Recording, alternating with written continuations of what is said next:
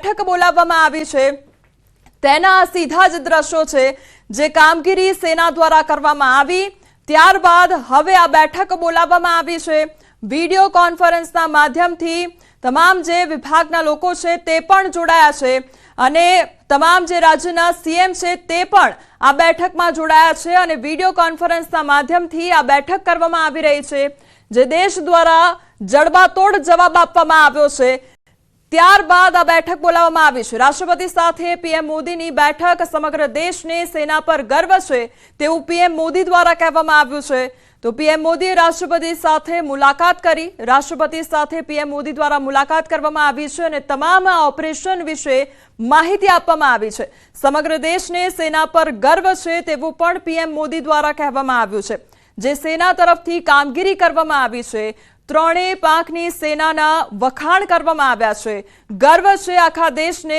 એ સેનાના જવાનોને તે વિશે પણ પીએમ મોદી દ્વારા વાત કરવામાં આવી છે પરંતુ એ પહેલા સીધી જ તસવીર કે જ્યાં પીએમ મોદી રાષ્ટ્રપતિને મળવા માટે પહોંચ્યા આ બીજી તસવીર એ કે જ્યાં કેન્દ્રીય ગૃહમંત્રી અમિત શાહ દ્વારા બેઠક બોલાવવામાં આવી છે અને આ બેઠકમાં અનેક મુદ્દાઓ પર ચર્ચા કરવામાં આવશે તમામ રાજ્યના જે સીએમ છે તે પણ વિડીયો કોન્ફરન્સના માધ્યમથી જોડાયા છે અને આ બેઠકમાં અનેક મુદ્દાઓ પર ચર્ચા કરવામાં આવશે અત્યાર સુધીની જે કામગીરી કરવામાં આવી તે અંગે પણ આ બેઠકમાં ચર્ચા કરવામાં આવશે આવનારા સમયમાં કયા પ્રકારે કામગીરી કરવાની છે અને હવે આવનારા સમયમાં કયા પ્રકારના પ્લાન છે તે વિશે પણ આ બેઠકમાં ચર્ચા કરવામાં આવશે તો સરહદી રાજ્યોના સીએમ સાથે બેઠક કરવામાં આવી રહી છે વિડીયો કોન્ફરન્સના માધ્યમથી આ બેઠક કરવામાં આવી રહી છે ગૃહમંત્રી અમિત શાહ દ્વારા આ બેઠક બોલાવવામાં આવી છે તો સરહદી વિસ્તારના જે પણ સીએમ છે તેમની સાથે વિડીયો કોન્ફરન્સના માધ્યમથી આ બેઠક કરવામાં આવી રહી છે કારણ કે તે ખૂબ જ સંવેદનશીલ વિસ્તાર છે અને ત્યાં આગળ સૌથી વધુ ધ્યાન રાખવું ખૂબ જ જરૂરી બની જતું હોય છે આ બંને તસવીર કે એક તરફ પીએમ મોદી દ્વારા રાષ્ટ્રપતિ સાથે મુલાકાત કરવામાં આવી છે ઓપરેશન સિંદૂર જે પાર પાડવામાં આવ્યું તે અંગે તમામ ઝીણવટભરી માહિતી તેમના દ્વારા આપવામાં આવી છે આ સાથે સેના પર ગર્વ છે તેવું પણ કહેવામાં આવ્યું છે બીજી એ તસવીર કે જ્યાં કેન્દ્રીય ગૃહમંત્રી અમિત શાહ દ્વારા બેઠક બોલાવવામાં આવી છે જે સંવેદનશીલ વિસ્તારો છે અને સરહદીય વિસ્તારના જે રાજ્યો છે તેમના સીએમ સાથે બેઠક કરવામાં આવી રહી છે વિડીયો કોન્ફરન્સના માધ્યમથી આ બેઠક કરવામાં આવી રહી છે જમ્મુ કાશ્મીરના પહલગામમાં થયેલા હુમલા બાદ ભારત અને પાકિસ્તાન વચ્ચે તણાવપૂર્ણ સ્થિતિ સર્જાઈ હતી અને સૌ કોઈ રાહ જોઈને બેઠા હતા કે આપણા દેશ દ્વારા ક્યારે એ જવાબ આપવામાં આવશે અને આજનો એ દિવસ ખૂબ જ મહત્વનો દિવસ કારણ કે એ જડબાતોડ જવાબ આપવામાં આવ્યો છે પરંતુ આજનો આખો દિવસ હજુ પણ બાકી છે કારણ કે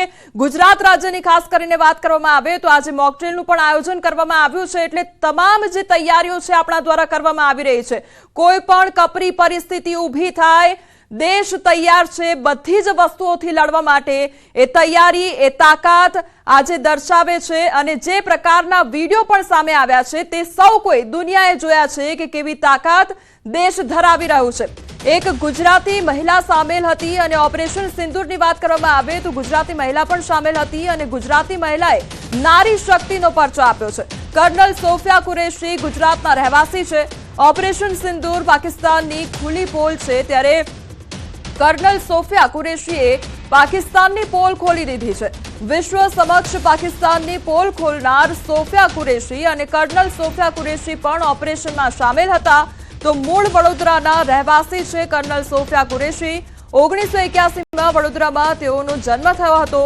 તો બાયોકેમિસ્ટ્રીમાં પોસ્ટ ગ્રેજ્યુએટ પણ તેમના દ્વારા કરવામાં આવ્યું છે સોફિયા કુરેશીના દાદી પણ સેનામાં ફરજ બજાવી ચૂક્યા છે એટલે જોશ અને જુસ્સો તેમના દાદી તરફથી તેમના પરિવાર તરફથી પહેલેથી જ તેમને મળ્યો છે સોફિયા કુરેશી મૂળ ગુજરાતી છે અને ગુજરાતની છે અને તેનો જન્મ 1981માં ગુજરાતના વડોદરામાં થયો હતો તેણે બાયોકેમિસ્ટ્રીમાં પોસ્ટ ગ્રેજ્યુએટ કર્યું છે ઘણા અહેવાલોમાં કહેવામાં આવ્યું છે કે સોફિયાના દાદા પણ સેનામાં હતા અને તેના પિતા પણ કેટલાક વર્ષોથી સેનામાં ધાર્મિક શિક્ષક તરીકે સેવા આપી રહ્યા હતા બીજા અહેવાલમાં કહેવામાં આવ્યું છે કે સોફિયાના લગ્ન મેકેનાઇઝ્ડ ઇન્ફન્ટ્રીના army officer major Tajuddin Qureshi સાથે થયા છે અને તેમને એક પુત્ર સમીર કુરેશી પણ છે તો સોફિયા 1999માં ભારતીય સેનામાં દાખલ થઈ. તેણે 1999માં ચેન્નઈમાં ઓફિસર્સ ટ્રેનિંગ એકેડમીમાંથી તાલીમ પણ મેળવી છે.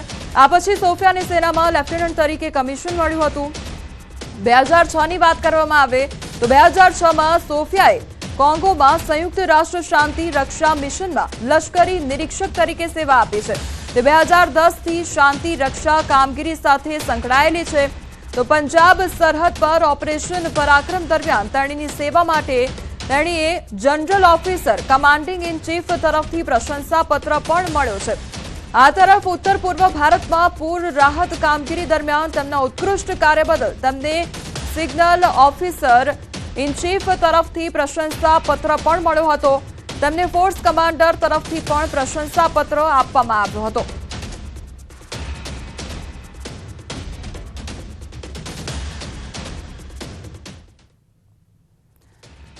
તો ઓપરેશન સિંદૂરમાં સામેલ ગુજરાતના મહિલા અધિકારી કર્નલ સોફિયા કુરેશીના ક્લાસમેટ સાથે ન્યૂઝ 18ની ખાસ વાતચીત કરવામાં આવી છે.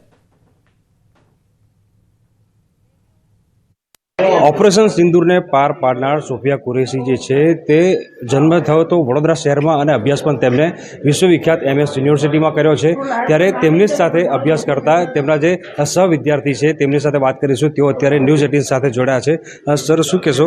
સૌથી પહેલાં તો કેટલું પ્રાઉડ ફીલ કરો છો કે સાથે ભણનારી વિદ્યાર્થીની આજે દેશનું નામ રોશન કરી રહી છે અને પાકિસ્તાને જડબાતોડ જવાબ આપ્યો? એક ખૂબ જ ગર્વની લાગણી છે કે આ મુકામે અમારી ક્લાસમેટ પહોંચી છે અને આખા દેશને જ્યારે સંબોધન કર્યું ત્યારે અમારી ગર્વની લાગણીનો કોઈ પાર નહોતો. સર, એમના અભ્યાસની વાત કરીએ તો કઈ સાલમાં તમે સાથે ભણતા હતા અને ભણતા હતા એ સમયગાળો જે છે એ કયા પ્રકારનો હતો તમે જ્યારે સાથે ભણતા હતા? અમે જ્યારે ભણતા હતા ત્યારે એટલે 1995થી 97ની બેચ હતી અમારી. 2 વર્ષનો ગાળો હતો અમે જ્યારે જોડે રહ્યા હતા. અને ત્યારે એ જમાનામાં ઇન્ટરનેટ કે એવી કોઈ સુવિધા નહોતી. એટલે અમે લોકો ચોપડીઓ એટલે બુક્સ જે અમારી ટેક્સ્ટ બુક હોય એના માટે લાઇબ્રેરીમાં અમે જઈને વાંચતા હતા અને ઘણીવાર એ બુક કોણ પહેલાં લઈ લે એના માટે અમારે વચ્ચે રસાકસી થતી હતી. હવે પાકિસ્તાનને તો બહુ એગ્રેસિવલી જવાબ આપ્યો જ છે. જ્યારે ભણતા હતા ત્યારે તેમનો નેચર કેવો હતો?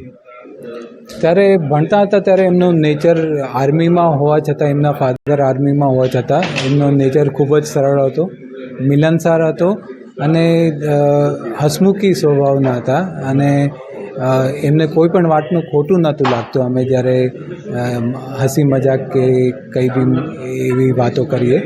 કારણ કે ફ્રેન્ડ્સની વચ્ચે તો ખૂબ જ હસી મજાકને એવું થતું હોય. અમે 2 વર્ષનો જે ગાળો હતો ત્યારે અમે ખૂબ જ એન્જોય કર્યું હતું. અને ત્યારે બધા મિત્રો મળીને જ્યારે કંઈ પણ હસી મજાક કરીએ ત્યારે કોઈને એવું લાગતું નહોતું કે મારી ઉપર આવી મજાક કરી. હવે જ્યારે ભણતા હતા ત્યારની વાત કરીએ, સાહેબે કીધું કે એમને બાળકોને બનાવવાની ઈચ્છા હતી, PhD પણ કરી હતી. જ્યારે સાથે ભણતા હતા ત્યારે તમને એવો કોઈ આઈડિયા હતો કે સેનામાં જશે? કારણ કે ફેમિલી બેકગ્રાઉન્ડ પણ સેનાનું જ હતું. અમે જ્યારે ભણતા હતા ત્યારે એને જોઈને એવું લાગતું જ નહોતું કે એ આર્મીમાં જશે. કારણ કે એનો રિસર્ચ પ્રત્યે એટલો બધો લગાવ હતો કે અમને હતું કે એ PhD કરશે જ. પણ અચાનક સંજોગો એવા ઊભા થયા કે એમને કંઈક પોસ્ટિંગ મળી હશે અને એમને એ તક ઝડપી લીધી અને પછી ત્યારથી એમને ઉત્તરોત્તર પ્રગતિ કર્યા જ કરી છે. એમના ફેમિલીનું કે બેકગ્રાઉન્ડ જાણો છો? માતા પિતાનો સ્વભાવ કેવો હતો કે કેવો પ્રકારનું વાતાવરણ હતું? કોઈ દિવસ એમના ઘરે તમે ગયા હોય કાં તો કોઈ પ્રસંગ હોય કે તમને આજે પણ યાદ હોય તમને? હું પર્સનલી તો એમના ઘરે નથી ગયો, પણ અમારા ઘણા એટલે જે લેડીઝ ફ્રેન્ડ્સ હતા એ લોકો ઘણીવાર એમને ઘરે જાય અને મળે. અને એમની માતા બી ખૂબ સરસ રીતે એમને જમાડે. એ બધી બહુ બધી વાતો અમે સાંભળી હતી. બિલકુલથી તો આ હતા ઓપરેશન સિંદૂરને પાર પાડનાર સોફિયા કુરેશીના જે ક્લાસમેટ છે તેઓ તેમની સાથે ભણતા હતા. તેઓ કહી રહ્યા છે કે સોફિયાજીને જે શિક્ષિકા બનવાની ઈચ્છા હતી, પ્રોફેસર બનવાની ઈચ્છા હતી, તેઓ રિસર્ચમાં ખૂબ જ જે છે તે ધ્યાન આપતા હતા. તેમને ખ્યાલ હતો કે તેઓ ભવિષ્યમાં જે છે દેશની સેવા કરશે અને ડિફેન્સમાં જશે. ત્યારે આજે તેમણે જે ઓપરેશન સિંદૂર સફળતાપૂર્વક પાર પાડ્યું છે ત્યારે લઈને તેઓ ગર્વ અનુભવી રહ્યા છે. હાર્દિક દીક્ષિત, ન્યૂઝ 18 ગુજરાતી, વડોદરા.